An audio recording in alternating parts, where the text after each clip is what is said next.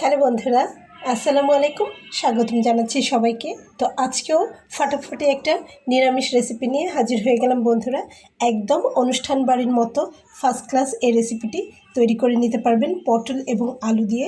তো আমি এখানে পটল আর আলু ছিলে কেটে নিয়েছি। তো বন্ধুরা, পটলগুলোকে কিন্তু একদম খোসা ছাড়িয়ে নিলে হবে না, এরকম একটু একটু খোসা রেখে দিতে হবে এবং এভাবে দুই টুকরো করে নিতে হবে ডুমু ডুমু করে, এবং আলুগুলোকেও ঠিক একই নিয়মে কেটে নিতে হবে। তো বন্ধুরা, আমার যতটুকু লাগবে আমি ততটুকু পরিমাণ এখানে নিয়ে নিয়েছি। আমি এখানে হাফ কেজি পরিমাণ পটল এবং এখানে নিয়ে নিয়েছি বেশ কয়েকটি আলু ছোট সাইজের। তো এই রেসিপিটি তৈরি করতে যা যা মশলা লাগবে আমি একবারে দেখিয়ে দিচ্ছি, এগুলোকে একটু সাইডে সরিয়ে রাখছি বন্ধুরা। তো এই রেসিপিটি এত মজার হয় অনুষ্ঠান বাড়িতে তৈরি করে সাধারণত। তো দেখুন, আমি মশলাগুলো এখানে একসঙ্গে নিয়ে নিয়েছি বন্ধুরা। তো এখানে নিয়ে নিয়েছি 1 চা চামচ পরিমাণ জিরা, নিয়েছি রসুন, কাঁচামরিচ, শুকনো মরিচ এবং নিয়েছি পেঁয়াজ।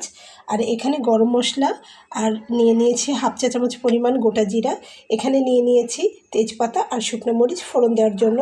এছাড়াও বন্ধুরা, আমি নিয়ে নিয়েছি একটি টমেটো। তো টমেটোটা যেহেতু ফ্রিজে ছিল, একদম বরফ হয়ে আছে, বরফটা ঠান্ডা হওয়ার জন্য আমি এভাবে রেখে দিয়েছি। তো সব উপকরণগুলো আমি এখানে দেখিয়ে দিচ্ছি, আশা করি আপনারা বুঝতে পেরেছেন।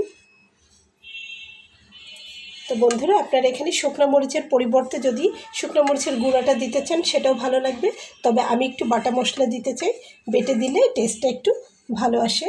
তো সবগুলো উপকরণ দেখুন, আরও একবার দেখিয়ে দিচ্ছি, আশা করি বুঝতে পেরেছেন।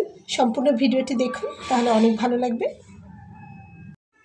তো বন্ধুরা, প্রথমে চুলাতে একটা ফ্রাই প্যান দিয়ে তাতে আমি তেল দিয়ে নিচ্ছি। আপনারা চাইলে কিন্তু সরিষার তেল দিয়েও রান্নাটা করতে পারবেন।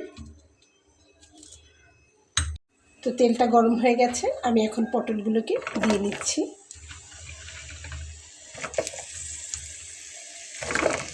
খুব সুন্দর করে পটলগুলোকে প্রথমে ভেজে নেব। দিয়ে নিলাম। এখানে আমি দিয়ে নিচ্ছি 1 চামচ পরিমাণ লবণ, আর দিয়ে নিচ্ছি হলুদ। লবণ হলুদ দিয়ে খুব সুন্দর করে লাল লাল করে ভেজে নেব।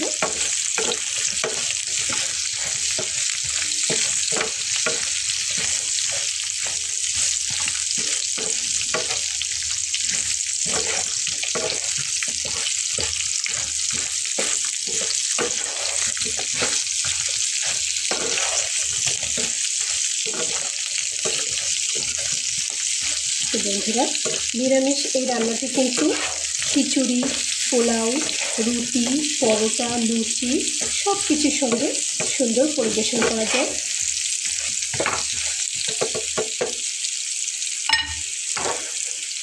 বন্ধুরা দেখুন, একদম এরকম লাল লাল করে ভেজে নিতে হবে। তো এখন আমি তুলে নেব।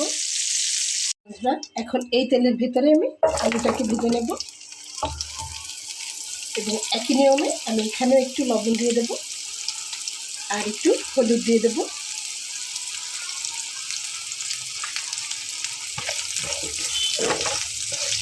আর আলুটাকেও আমি একটু লাল লাল করে ভেজে নেব।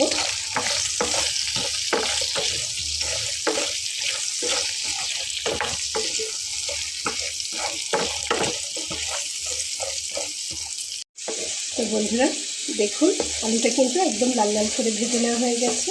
তো এখন আমি তুলে ফেলবো। বন্ধুরা, এখানে দেখুন আলু এবং পটলটা কিন্তু আমি ভেজে তুলে নিয়েছি আর মশলাগুলো রেডি করে নিয়েছি। এখানে বাটা মশলা নিয়েছি, টমেটোটা পেস্ট করে নিয়েছি, আর এই যে পেঁয়াজ কুচি করে নিয়েছি। তো বন্ধুরা চলুন রান্নাটা দেখে নেওয়া যাক। তো দেখুন, ফ্রাই প্যানটার ভেতরে আমি আরও একটু তেল দিয়ে নিয়েছি। এখন দিয়ে নিচ্ছি তেজপাতা, আর দিয়ে নিচ্ছি শুকনো মরিচ 2টা। এখানে দেখুন গরম মশলা দিয়ে নিচ্ছি, এলাচ, দারচিনি, লবঙ্গ, হাফ চা চামচ গোটা জিরা।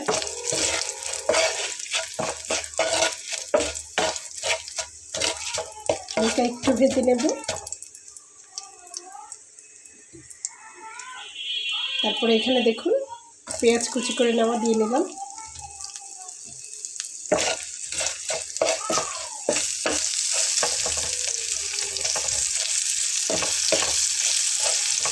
বন্ধুরা, 5-7 মিনিট পেঁয়াজটা একটু ভেজে নিয়েছি। এখন একে একের ভিতরে মশলাগুলো দিয়ে নেব।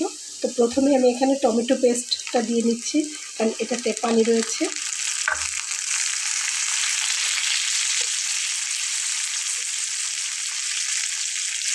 টমেটো তো একটু পানি পানি থাকে বন্ধুরা, তো এটা দিয়ে ভালো করে প্রথমে আমি একটু কষিয়ে নেব। এতে করে এক্সট্রা পানি দেওয়া লাগবে না। তো আমি এখানে লবণ দিয়ে নিচ্ছি। লবণের পরিমাণটা কিন্তু অনুমান করে দিতে হবে, কারণ আগে যেহেতু লবণ হলুদ ব্যবহার করা হয়েছে, খুব বেশি লবণ দিয়ে ফেললে কিন্তু লবণ হয়ে যাবে বেশি।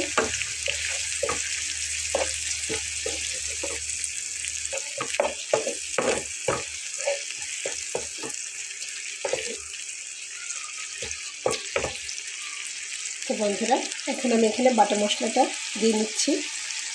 তো বাটা মশলা রয়েছে আদা, রসুন, জিরা, শুকনো মরিচ, কাঁচামরিচ সব একসঙ্গে।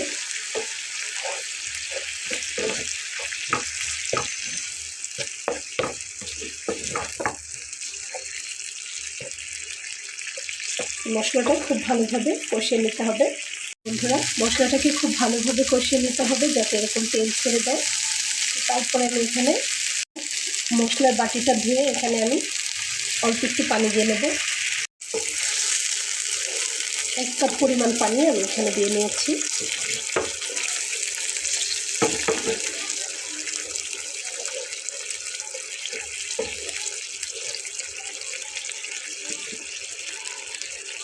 মশলাটা খুব ভালোভাবে ফুটবে বন্ধুরা। মশলাটা খুব ভালোভাবে ফুটে গেছে। দেখুন এখানে আমি এখন ভেজে রাখা আলু আর পটলটা দিয়ে নিচ্ছি।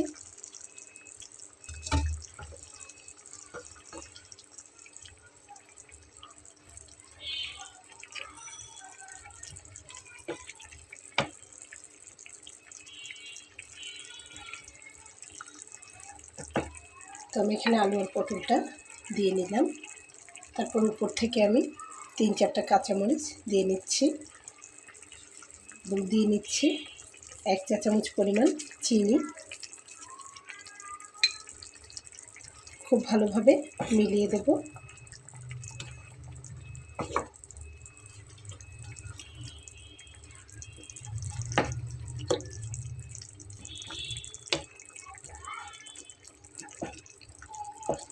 আর 10 মিনিটের মতো জাল করে নেব। তো বন্ধুরা, দেখে কিন্তু বুঝতে পারছেন কতটা মজার হতে পারে। তো বন্ধুরা, আমার রান্নাটা কিন্তু একদম কমপ্লিট হয়ে গেছে। দেখুন, নামানোর আগে 1 চা চামচ পরিমাণ ঘি দিয়ে এটা কিন্তু টেবিলে পরিবেশন করতে দিতে পারেন। তো আশা করছি রেসিপিটি আপনাদের ভালো লেগেছে বন্ধুরা। রেসিপিটি যদি ভালো লেগে থাকে তাহলে আমার এই ছোট্ট চ্যানেলটিকে সাবস্ক্রাইব করে সঙ্গে থেকে যাবেন। দেখা হবে পরবর্তীতে নতুন কোনো রেসিপি নিয়ে। সেই পর্যন্ত সবাই ভালো থাকবেন বন্ধুরা।